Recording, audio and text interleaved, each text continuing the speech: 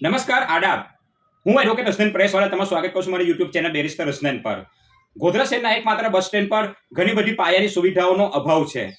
કે જેમાં બધા પંખા નથી ચાલતા, પછી બાથરૂમ, શૌચાલય અને મોટરડીમાં વ્યવસ્થિત રીતે સાફ સફાઈ નહીં થતી, બધા સીસીટીવી કેમેરા નથી ચાલતા અને આખા બસ સ્ટેન્ડનું સર્વેલન્સ કરવા માટે અત્યારના સીસીટીવી કેમેરા ઓછા પડે છે અને વધારે સીસીટીવી કેમેરા વધારવાની જરૂર છે. તે સિવાય જે પીવાનું પાણી છે ત્યાં બાજુ પણ વ્યવસ્થિત રીતે સાફ સફાઈ નહીં થતી અને જે બસનો જે બહાર નીકળવાનો રસ્તો છે ત્યાં બાજુ કોઈ ઇન્ડિકેટર નથી. પરિણામે પગપાળે જતા લોકો અને નાના વાહન પર જતા લોકો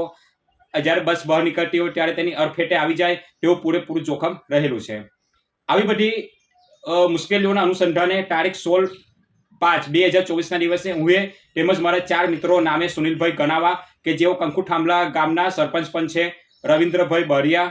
ધીરજભાઈ ગઢવી તેમજ પાઠભાઈ પટેલ એવા 5 મિત્રોએ પંચમહાલ જિલ્લાના કલેક્ટરશ્રીને આ અંગે આવેદનપત્ર પાઠવ્યું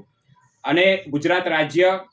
વાહન વ્યવહાર નિગમના વિભાગીય નિયામક કે જેમને ડિવિઝનલ મેનેજર પણ કહેવાય, જે ગોધરા બસ ડેપોના ડિવિઝનલ મેનેજર છે ડિંડોર સાહેબ, તેઓને આ અંગે મળીને અમોએ રૂબરૂ રજૂઆત કરી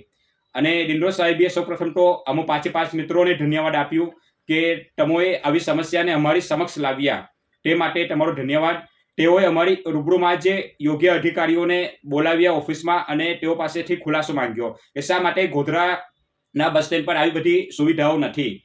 અને જે અધિકારીઓ દૂર હતા તેઓને ફોન કરીને એમના પાસેથી ખુલાસો માંગ્યો અને આવી બધી સુવિધાઓ જેમ બને તેમ જલ્દી ઊભી થાય તે અંગે યોગ્ય આદેશો પણ આપ્યા અને ડિંડોર સાહેબે અમોને આશ્વાસન પણ આપ્યું કે જેમ બને તેમ જલ્દી અત્યારે જે મુસાફરોને જે કંઈ મુશ્કેલીઓનો સામનો કરવો પડે છે તે બધું નહીં કરવું પડે